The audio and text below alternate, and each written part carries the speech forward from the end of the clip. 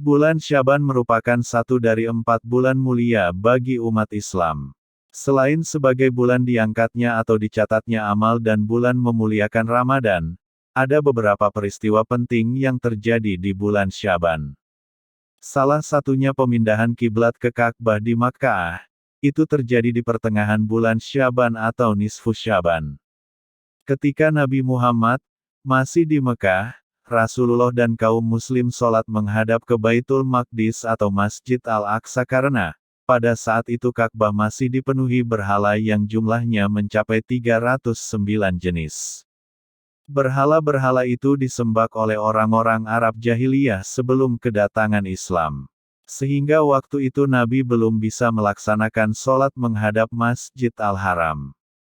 Setelah hijrah ke Madinah, Nabi masih tetap menghadap ke Baitul Al-Maqdis ketika melaksanakan salat selama 17 bulan. Seperti dinukil Sayyid Muhammad Abbas Al-Maliki dalam kitabnya Mazafi Syaban, ketika di Madinah kaum muslim melaksanakan salat menghadap ke Baitul Al-Maqdis selama 17 bulan 3 hari. Hal ini karena kedatangan Nabi ke Madinah terjadi pada hari Senin tanggal 12 bulan Rabiul Awal. Kemudian pada hari Selasa pertengahan bulan Syaban tahun kedua Hijrah, Nabi melaksanakan sholat menghadap Ka'bah atas perintah dari Allah. Dalam sejarah disebutkan, ketika kaum Yahudi mengetahui bahwa Nabi juga sama-sama beribadah menghadap ke Bait Al-Maqdis, mereka menyambut kedatangan Nabi dengan baik. Mereka mengira bahwa agama yang dibawa Nabi mengikuti cara ibadah dan kiblat mereka.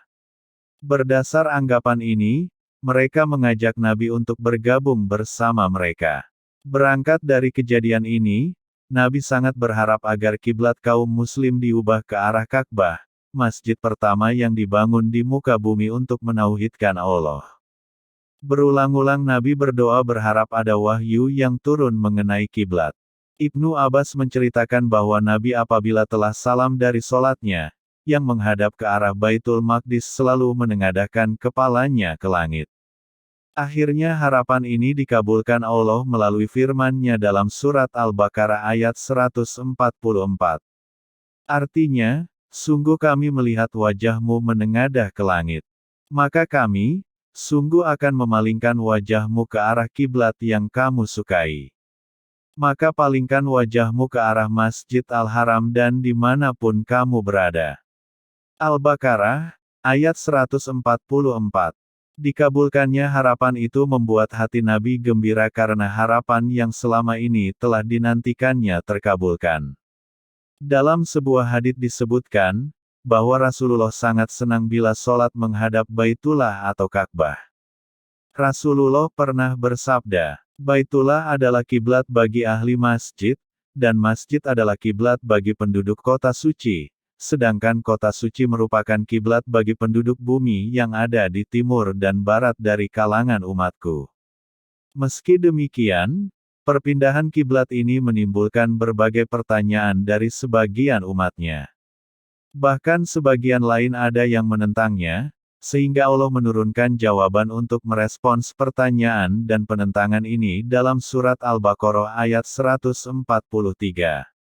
Artinya, dan kami tidak menjadikan kiblatmu yang sekarang, melainkan supaya kami mengetahui siapa yang mengikuti Rasul dan siapa yang membelot.